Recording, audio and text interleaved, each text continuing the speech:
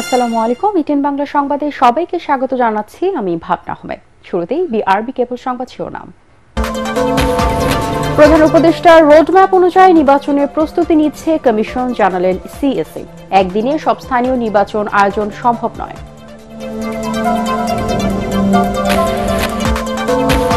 ফ্যাসিবাদ বিরোধী দলগুলোর ঐক্যে ফাটল ধরানোর অপচেষ্টা চলছে, জানালেন বিএনপি মহাসচিব। নতুন করে ভ্যাট ট্যাক্স বৃদ্ধি মানুষের জীবনকে অসহনীয় করে তুলবে, আশঙ্কা রিজভীর। দুর্নীতি ও অর্থ পাচার বন্ধ থাকায় বেড়েছে রেমিট্যান্স প্রবাহ, জানালেন গভর্নর। নির্বাচনী রোডম্যাপ ঘোষণা হলেই রাজনৈতিক অস্থিরতা কেটে যাবে মনে করেন পররাষ্ট্র উপদেষ্টা। জুলাই বিপ্লবের ঘোষণাপত্র উপস্থাপন করবে গণ অভ্যুত্থানের নায়কেরা। গুরুত্ব দেওয়া হচ্ছে বিএনপি সহ সমমনা রাজনৈতিক পক্ষের স্বীকৃতিকে। এবং অস্তিত্ব টিকিয়ে রাখতে আওয়ামী লীগ জঙ্গি ইস্যুকে ব্যবহার করছে, মন্তব্য আইনজীবী শিশির মনিরের। বহির্বিশ্বে উগ্রবাদী রাষ্ট্র হিসেবে উপস্থাপনের অপচেষ্টা। শুনছিলেন বিআরবি কেবল সংবাদ শিরোনাম। এবারে বিস্তারিত। প্রধান উপদেষ্টার নির্দেশনা অনুযায়ী সংসদ নির্বাচনের প্রস্তুতি নিচ্ছে নির্বাচন কমিশন। সিলেটে নির্বাচনী কর্মকর্তাদের সাথে মতবিনিময় সভায় এ কথা জানান প্রধান নির্বাচন কমিশনার এএমএম নাসির উদ্দিন। এ সময় তিনি জানান, সংস্কার কমিশনের রিপোর্টের পর নতুন করে রাজনৈতিক দলের নিবন্ধন কার্যক্রম শুরু করবে ইসি, আর তার উপরেই নির্ভর করছে নির্বাচনে কারা অংশগ্রহণ করতে পারবে। সিলেট প্রতিনিধি শাহ মুজিবুর রহমান জকনের পাঠানো তথ্য ছবিতে বিস্তারিত জানাচ্ছেন ইকরামুল হক সায়েম।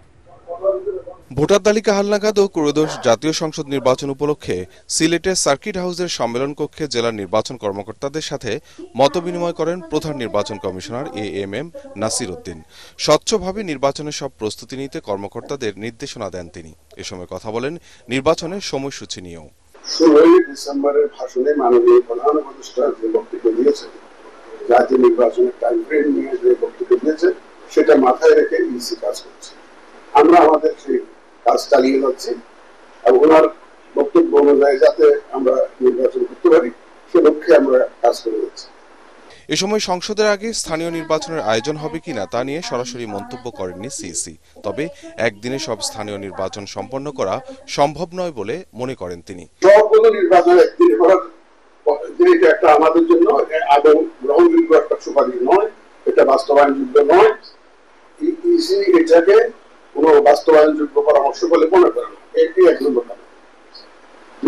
অনেকে আবার বলছেন জাতীয় নির্বাচন একসাথে স্থানীয় সরকার নির্বাচনে করা যেতে পারে, এরকম পরামর্শ তৈরি করে দিচ্ছে।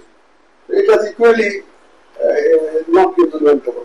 মেবি থিওরিটিক্যালি সাউন্ড বা প্র্যাকটিক্যালি নট ইমপ্লিমেন্টেবল। এটা আমি পরিষ্কার করতে চাই আমার তরফ থেকে, ইসির তরফ থেকে, একদিনের নির্বাচনের যে ধারণা, যে পরামর্শ আসছে, এটা বাস্তবায়নযোগ্য নয়, ইসির কাছে গ্রহণযোগ্য নয়। এটা পরিষ্কার। তিনি বলেন সব প্রবাসীদের পর্যায়ক্রমে ভোটার করা হবে। প্রথম বছরে হয়তো 100% প্রবাসীদেরকে আমরা আনতে পারবো না, বাট আমরা যাত্রা শুরু করতে চাই, এই কাজটা শুরু করতে চাই, আমাদের এই কমিশনের হাত দিয়ে এটা শুরু করতে চাই। ভোটার আইডি কার্ড সংশোধনের আর্থিক দুর্নীতির সাথে জড়িতদের আইনের আওতায় আনা হবে বলে জানান প্রধান নির্বাচন কমিশনার। ইকরামুল হক সায়েম, এটিএন বাংলা, ঢাকা। বেশ কিছু নিত্যপণ্য ও অত্যাবশ্যকীয় সেবার উপর ভ্যাট ট্যাক্স বৃদ্ধির ফলে সাধারণ মানুষের জীবন ধারণ আরও অসহনীয় হয়ে পড়বে, ব্যবসা বাণিজ্যেও বিরূপ প্রভাব পড়বে বলে আশঙ্কা প্রকাশ করেছেন বিএনপির সিনিয়র যুগ্ম মহাসচিব রুহুল কবির রিজভী। নয়াপল্টন কেন্দ্রীয় কার্যালয়ের সংবাদ সম্মেলনে তিনি বলেন, এর ফলে অন্তর্বর্তী সরকারের উপর ক্ষুব্ধ হয়ে জনগণ রাজপথে নামতে পারে। রিজভী বলেন, সংস্কারের নামে জাতীয় নির্বাচন নিয়ে কালক্ষেপণ জনগণের কাছে গ্রহণযোগ্য হবে না। পতিত আওয়ামী সরকারের বিরুদ্ধে ইতিহাস বিকৃতির অভিযোগ এনে তিনি বলেন, অন্তর্বর্তী সরকারের সময় সংশোধিত পাঠ্য বইয়ে এখনো নানা অসঙ্গতি রয়ে গেছে। পাঠ্য বইয়ের সঠিক নিরপেক্ষ ইতিহাস সংযোজনের আহ্বান জানান বিএনপির এই মুখপাত্র।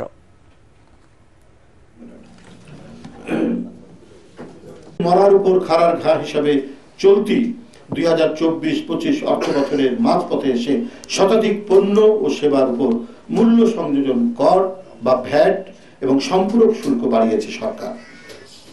তাতে দৈনন্দিন জীবনযাত্রার খরচ আরেক দফা বাড়ছে সাধারণ মানুষের।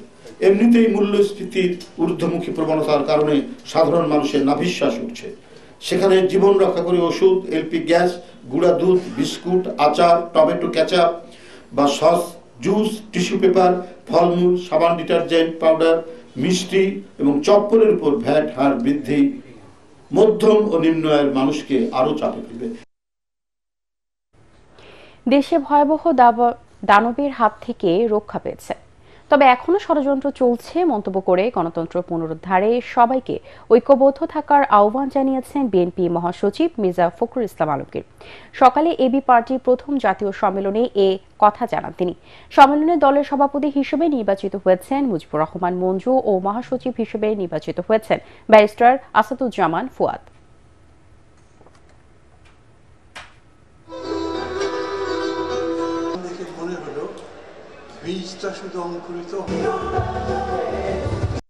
আমাদের দেশের কিছু মানুষ তারা আজকে বিভিন্নভাবে এই ঐক্যে তারা কিছু ফাটল ধরানোর চেষ্টা করছেন।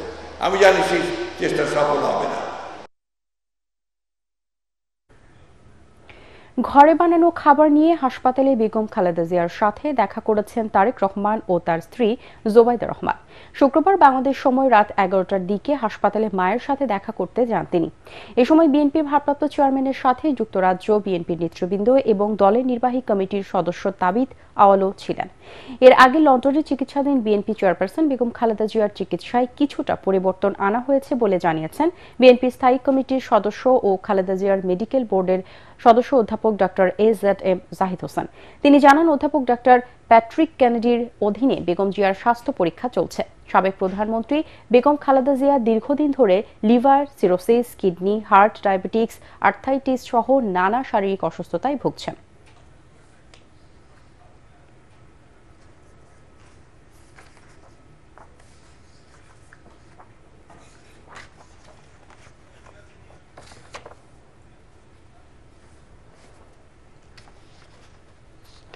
রোডম্যাপ প্রকাশ হলেই দ্রুততম সময়ের মধ্যে নির্বাচন অনুষ্ঠিত হবে। তখন রাজনৈতিক অস্থিরতা কেটে যাওয়ার পাশাপাশি বাংলাদেশে বিদেশি বিনিয়োগ বাড়বে বলে জানিয়েছেন পররাষ্ট্র উপদেষ্টা।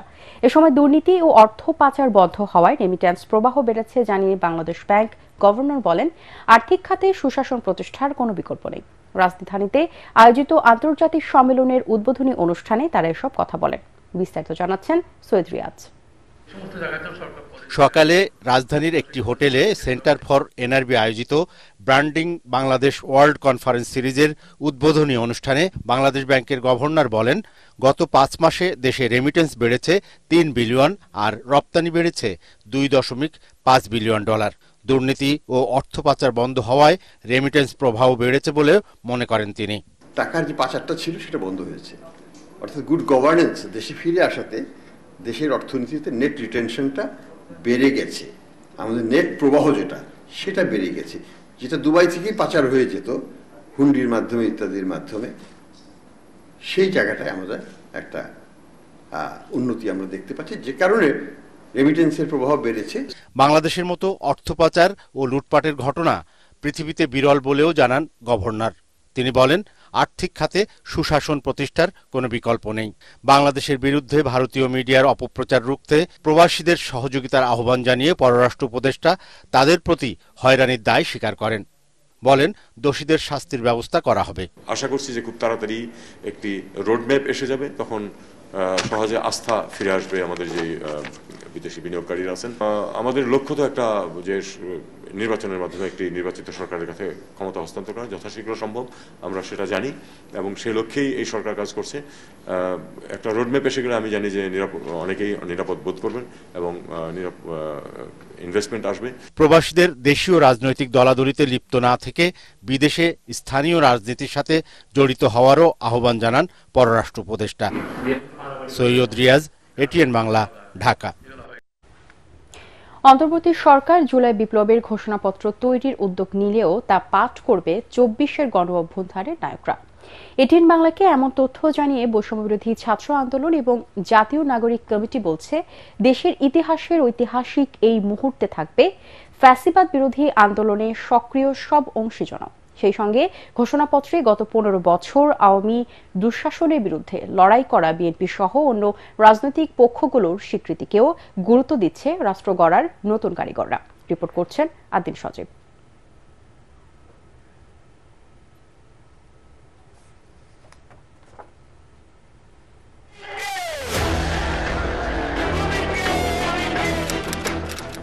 ডিসেম্বর 2024 স্বৈরাচার পতনের বছরে শেষ দিনটি হতে পারত ঐতিহাসিক। পাস করার কথা ছিল জুলাই বিপ্লবের ঘোষণাপত্র, কিন্তু শেষ মুহূর্তে বিএনপি সহ রাজনৈতিক অংশীজনের আলোচনার মুখে অন্তর্বর্তী সরকারের পক্ষ থেকে জানানো হয় ঐকমত্যের ভিত্তিতেই ঘোষণাপত্র তৈরি করবে সরকার। প্রাথমিকভাবে সরকারের এই সম্মতিকে বিজয় হিসেবেই দেখে বৈষম্য বিরোধী ছাত্র আন্দোলন এবং জাতীয় নাগরিক কমিটি। আলটিমেটাম দেয়া হয় 15 জানুয়ারির মধ্যেই দিতে হবে ঘোষণাপত্র। এ নিয়ে রাজনৈতিক দলসহ সব অংশীজনের সঙ্গে আলোচনায় বসতে যাচ্ছে সরকারও, তবে তারা দেবে না ঘোষণাপত্র। কিভাবে ঘোষণাপত্র প্রকাশিত হবে? তাহলে কি হতে যাচ্ছে? অন্তর্বর্তী সরকারের ভূমিকাকে কিভাবে দেখছে 24-এর গণ অভ্যুত্থানের অগ্রনায়করা? সরকারের এই কথাটা ঠিক আছে যে তারা দেবে না, কিন্তু আবার আরেক দিক থেকে যে ফ্যাসিলিটেট করবে, এই কথাটার মানে হচ্ছে যে টেক্সট তো আপনাকে বানাতে হবে। এই যে আপনি লিখিত ডকুমেন্টটা, এটা তো সরকার বানাবে, সরকারের কাছে সকল পক্ষ বলবে এই থাকা দরকার, সরকার সবারটা শুনবে। মানে এই কথাটা সিম্পল মানে হচ্ছে সরকার নিজের কথা ঢোকাবে না। শুরুতে ঘোষণাপত্রের কিছু বিষয়ে বিএনপির আপত্তি স্পষ্ট হয়, পরে ঐকমত্যের উদ্যোগ নেয় অন্তর্বর্তী সরকার। প্রশ্ন উঠেছে, জুলাই বিপ্লবের প্রেক্ষাপট বেশি গুরুত্ব পাবে নাকি কোনো নির্দিষ্ট দলকেই প্রাধান্য দেয়া হচ্ছে? জাতীয় ঐক্যমত্য যেহেতু দরকার এই প্রশ্নে, তারা এটা অ্যারেঞ্জ করবে, এটা নিশ্চিত করবে যে এই কার্যক্রমটা আনডিভাইডেড পদ্ধতিতে হচ্ছে এবং সবাই এটার মধ্যে আছে।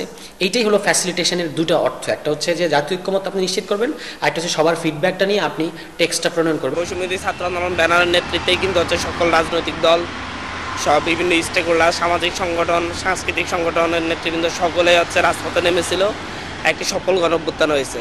এখন এই ঘোষণাপত্রটা বৈষম্যবিরোধী ছাত্র আন্দোলনই দিবে, সেই জায়গায় সকলের ঐক্যমত প্রতিষ্ঠার জন্য সরকারের পক্ষ থেকে ফ্যাসিলিটেট করবে বলে আমরা মনে করি। এর মধ্যে সারা দেশে ঘোষণাপত্রের লিফলেট বিতরণ করা হয়েছে। আন্দোলনের নেতারা বলছেন, 72-এর সংবিধান বাতিলের বিষয়ে সব পক্ষের সঙ্গেই তারা বিতর্ক করতে প্রস্তুত। কারা ঘোষণা দেবে এটা ওই যে 158 জন সমন্বয়কের যেটা ছিল বৈষম্যবিরোধী ছাত্র আন্দোলন, তখন তারা হতে পারে, কিংবা শহীদ ফ্যামিলি, প্রতীকী অর্থে শহীদ ফ্যামিলি, আহত, এরাও এদের দিক থেকে হতে পারে। এটা আলোচনা সাপেক্ষে করা যেতে পারে এবং সবাই উপস্থিত থাকবে, সকল রাজনৈতিক দল সবাই থাকবে। সরকার আমাদেরকে ফ্যাসিলিটেট করবে, এই ক্ষেত্রে সকল স্টেক হোল্ডারের ঐক্যমত পৌঁছানোর ক্ষেত্রে সরকার সহযোগিতা করবে। সব মিলিয়ে সবার ঐক্যমতে একটা প্রক্লেমেশন লিখিত হবে। সরকারের নতুন আলোচনায় বোঝাপড়ার ইতি টেনে দ্রুতই জুলাইয়ের ঐতিহাসিক ঘোষণাপত্র জাতির সামনে আসবে, বিশ্বাস রাষ্ট্র গড়ার এই নতুন কারিগরদের। আদিল সজীব, এটিএন বাংলা, ঢাকা। আওয়ামী লীগ যে কাউকে স্বাধীনতা বিরোধী শক্তি বানিয়ে তার হত্যাকে জায়েজ করতে বলে মন্তব্য করেছেন প্রধান উপদেষ্টা প্রেস সচিব শফিকুল আলম। তিনি বলেন, বিশ্বের ইতিহাসের মধ্যে বড় ধরনের লুটপাট হয়েছে বাংলাদেশে। জুলাই বিপ্লবে গণমাধ্যমের ভূমিকা ও পরবর্তী প্রত্যাশা নিয়ে জগন্নাথ বিশ্ববিদ্যালয় আলোচনা সভায় প্রেস সচিব বলেন, একটা চোরতন্ত্র তৈরি করেছিলেন শেখ হাসিনা। বড় বড় কোম্পানিকে কাজ পাইয়ে দেওয়া ছিল তার কাজ। জানান, বিদেশে টাকা পাচারকারীরা এখনো প্রোপাগান্ডা ছড়াচ্ছে। এ সময় পিআইবির মহাপরিচালক ফারুক ওয়াসিফ বলেন, যদি আবার কেউ মাইনাসের রাজনীতি আনতে চায় সেটি আত্মঘাতী সিদ্ধান্ত হবে বলেও মন্তব্য করেন বক্তারা।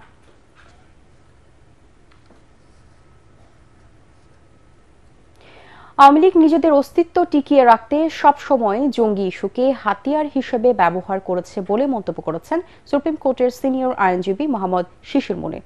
এ সময় হলি আর্টিজান মামলা পূর্ণ তদন্তে আপিল বিভাগে আবেদন করা হবে বলে জানান তিনি। ডিবেট ফর ডেমোক্রেসির চেয়ারম্যান হাসান আহমেদ চৌধুরী কিরণ বলেন, বাংলাদেশকে উগ্রবাদী রাষ্ট্র হিসেবে বিশ্বের সামনে উপস্থাপনের অপচেষ্টার অংশ হিসেবেই পতিত সরকার তথাকথিত জঙ্গি বিরোধী অভিযান পরিচালনা করেছিল। রাজধানীর এফডিসিতে ছায়া সংসদ বিতর্ক প্রতিযোগিতায় এসব কথা বলেন তারা। মিজান শাহজাহানের রিপোর্ট। ডিবেট ফর ডেমোক্রেসির নিয়মিত আয়োজন ছায়া সংসদে এবারের উত্থাপিত প্রস্তাব দেশকে জঙ্গি তকমা দেয়া ছিল আওয়ামী শাসকদের ক্ষমতায় টিকে থাকার প্রধান হাতিয়ার। সরকারি দল ঢাকা কলেজ কর্তৃক উত্থাপিত এই প্রস্তাবের বিপক্ষে অবস্থান নেয় বিরোধী দল প্রাইম ইউনিভার্সিটি। আওয়ামী লীগ শাসক সরকার কখনোই একটি মাত্র তকমার উপরে তারা ক্ষমতায় ধরে রাখতে পারেনি। সোহতের মাধ্যমে, মনিরুল ইসলামদের মাধ্যমে, আসাদুজ্জামানের মাধ্যমে, জঙ্গিদের মাধ্যমে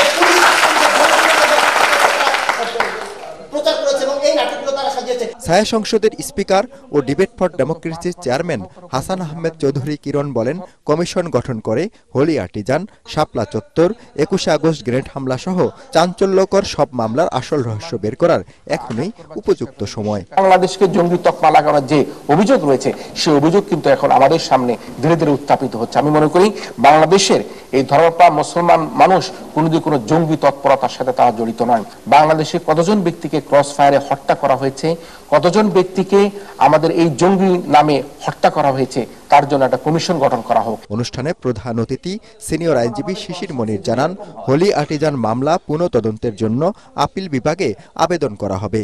যখনই বিপদে পড়েছে তখনই জঙ্গি হাতিয়ার ব্যবহার করার চেষ্টা করেছে। ইভেন দেখেন, বিএনপির মতো রাজনৈতিক দলের মহাসচিবকেও জঙ্গি তকমা থেকে ছাড়েনি। জামায়াতের মতো প্রতিষ্ঠিত রাজনৈতিক দলের আমিরকেও জঙ্গি তৎপরতার অভিযোগে 2.5 বছর পর্যন্ত জেলে রেখেছে। তারা বলেন, বৈষম্য বিরোধী আন্দোলনের অংশীজনদের মধ্যে মতপার্থক্য থাকবে, কথার মারপেচ থাকবে, কিন্তু ফেসিবাদ প্রশ্নে ঐক্যবদ্ধ থাকবে সব পক্ষ। আমাদের মধ্যে পারস্পরিক কথাবার্তার মারপেচ থাকবে, উপস্থাপনার খোঁচাখুচি থাকবে, কিন্তু শেষ পর্যন্ত we never want a country যেখানে অধিকার থাকে না, হিউম্যান রাইটস থাকে না, এক্সপ্রেশন থাকে না, নিজের মতামত ব্যক্ত করতে পারি না। We never want this country. এই তরুণটা যদি ব্যর্থ হয় তাহলে রাষ্ট্র ব্যর্থ হবে, রাষ্ট্র ব্যর্থ হলে সরকার, আমি, তুমি সবাই আমরা ব্যর্থ হব। সে কারণে তরুণদেরকে সামনে রেখে কোনো তর্ক নয়, কোনো বিতর্ক নয়, রাজনৈতিকভাবে প্রতিহিংসা নয়, জামাত বিএনপির মধ্যে তর্কাতর্কি নয়, একটা গণতান্ত্রিক পন্থা নির্বাচনের মাধ্যমে আমরা একটা নতুন সরকার পাবো।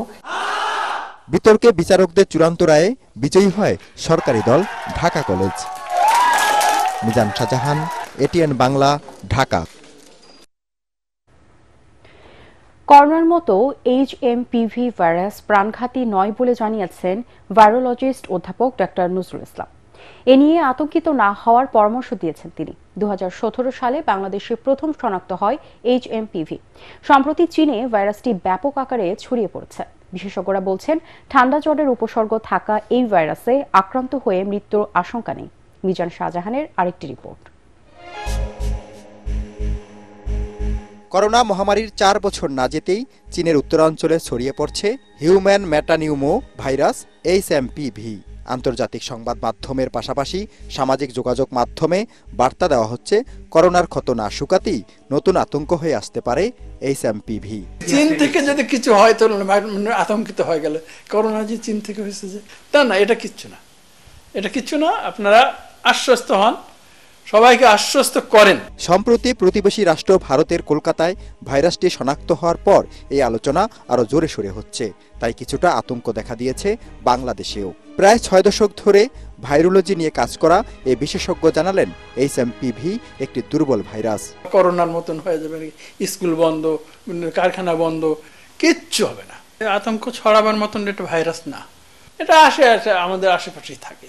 BSMMUর সাবেক এই উপাচার্য বলেন, HMPV ভাইরাসে মূলত শিশু ও বয়স্করা আক্রান্ত হয়।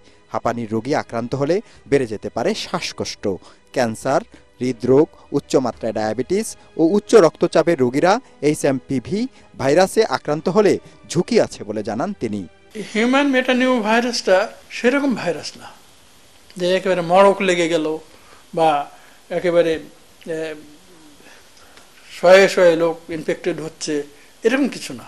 যার অ্যাজমা আছে তার যদি মেটানিউমো ভাইরাস ইনফেকশন হয় তো অ্যাজমাটা বেড়ে যাবে।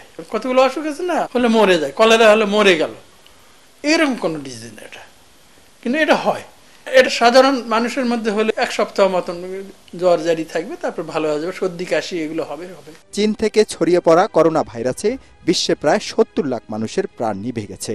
HMPVর ব্যাপকতা চীনে হওয়ায় সেই পুরনো আতঙ্ক কাজ করছে সবার মনে।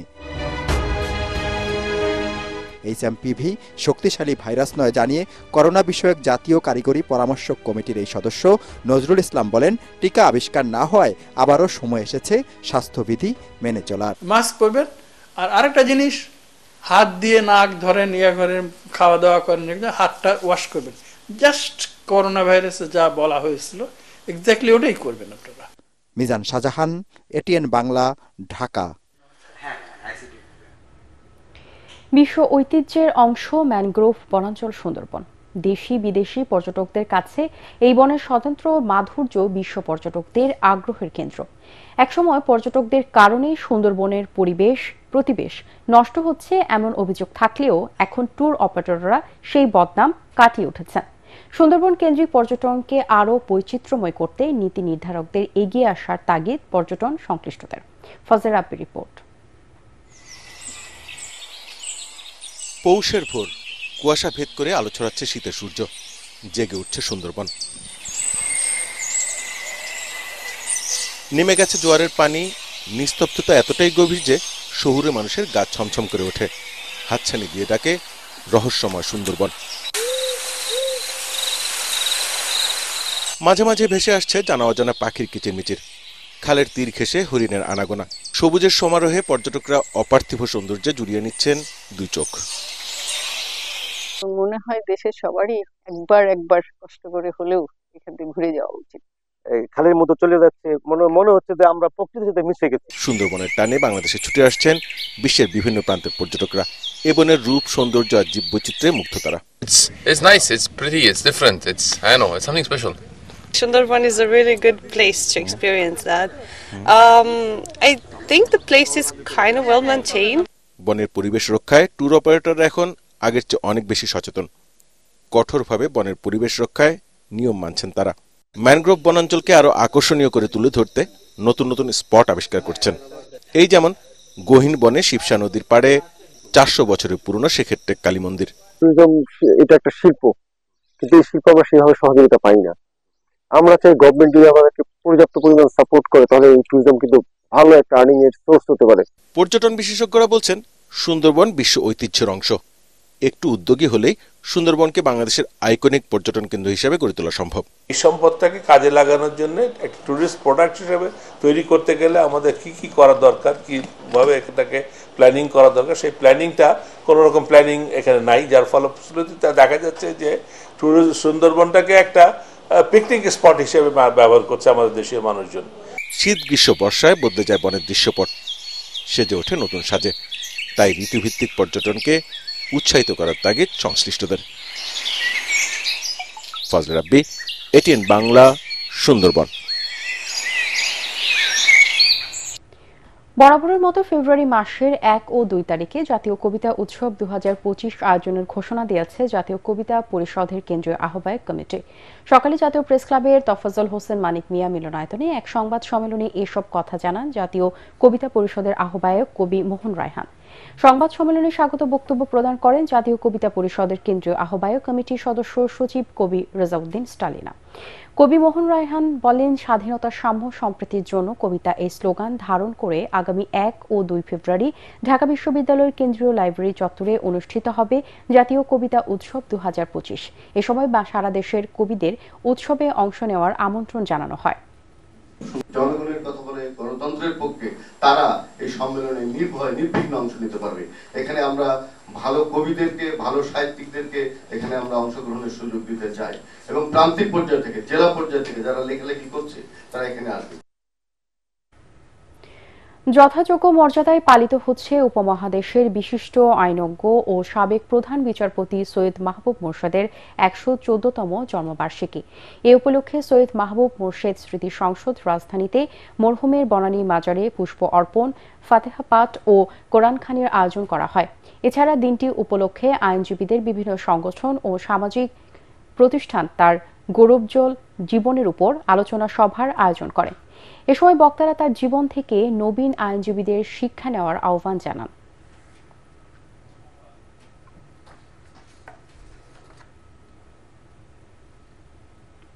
এবারে আল আরাফা ইসলামী ব্যাংক অর্থ সংবাদ।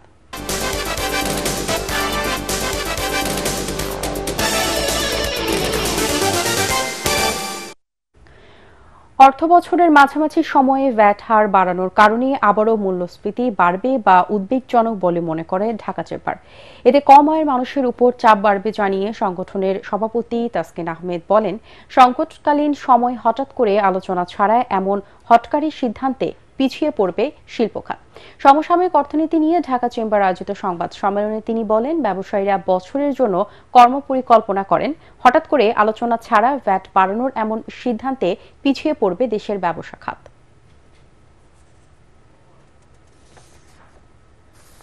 এবারে সন্ধানী লাইফ ইন্স্যুরেন্স আন্তর্জাতিক সংবাদ।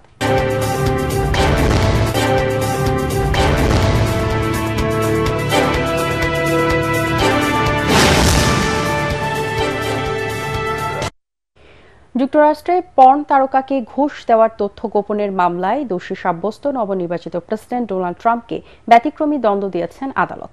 তাকে কারাদণ্ড বা জরিমানা নয়, বরং নিঃশর্ত মুক্তি দেওয়া হয়েছে। স্থানীয় সময় শুক্রবার নিউ ইয়র্কের বিচারক হুয়ান মার্চান এই দণ্ড ঘোষণা করেন। এর ফলে তিনি কোনো সমস্যা ছাড়াই হোয়াইট হাউসে দায়িত্ব পালন করতে পারবেন। ভয়েস অব আমেরিকা জানিয়েছে, ট্রাম্পকে 34টি গুরুতর অপরাধের অভিযোগে প্রায় 2 মাস ধরে বিচার করা হয়। এসব অভিযোগের প্রত্যেকটিতে বিচারকরা তাকে অপরাধী সাব্যস্ত করেন। তবে এরপরও ভোটাররা তাকে দ্বিতীয় মেয়াদের জন্য প্রেসিডেন্ট নির্বাচিত করেছেন। 78 বছর বয়সী এই রিপাবলিকান নেতাকে 4 বছর মেয়াদ পর্যন্ত কারাদণ্ড দিতে পারতেন বিচারক। তা না করে তিনি বিতর্কিত সাংবিধানিক বিষয়গুলো এড়িয়ে কার্যত মামলাটির পরিসমাপ্তি ঘটালেন। তবে ট্রাম্প হবেন আমেরিকার ইতিহাসে এমন একজন প্রেসিডেন্ট যিনি অপরাধ করার দায়ে দোষী সাব্যস্ত। এবারে জানিয়ে দিব পার্টেক্স খেলার খবর।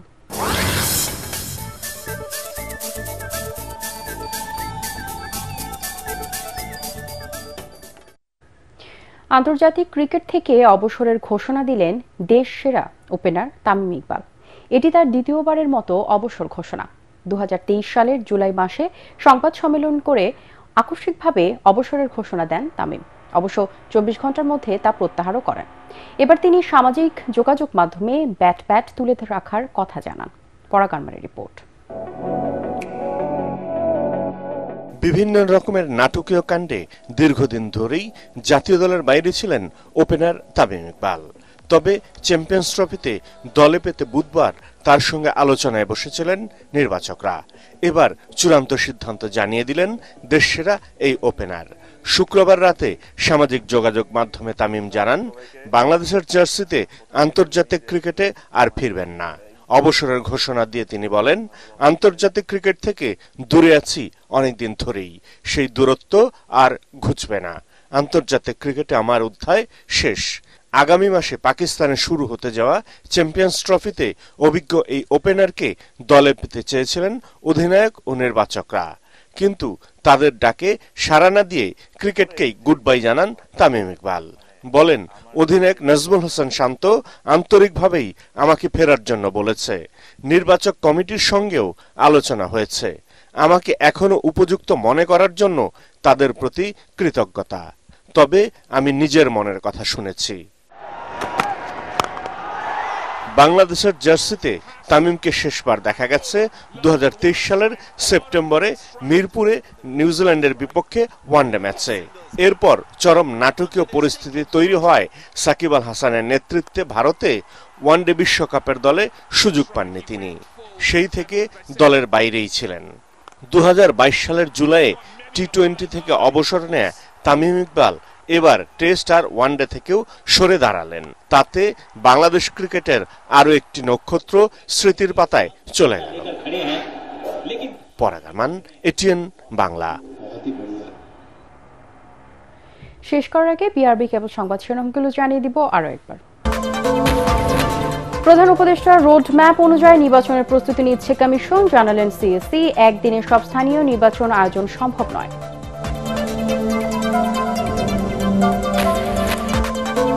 ফ্যাসিবাদ বিরোধী দলগুলোর ঐক্যে ফাটল ধরানোর অপচেষ্টা চলছে, জানালেন বিএনপি মহাসচিব। নতুন করে ভ্যাট ট্যাক্স বৃদ্ধি মানুষের জীবনকে অসহনীয় করে তুলবে, আশঙ্কা রিজভির।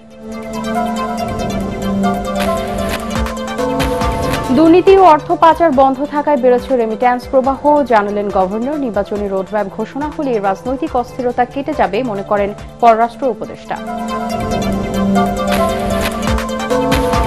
জুলাই বিপ্লবের ঘোষণাপত্র উপস্থাপন করবে গণ অভ্যুত্থানের নায়কেরা, গুরুত্ব দেওয়া হচ্ছে বিএনপি সহ সমমনা রাজনৈতিক পক্ষের স্বীকৃতিকে।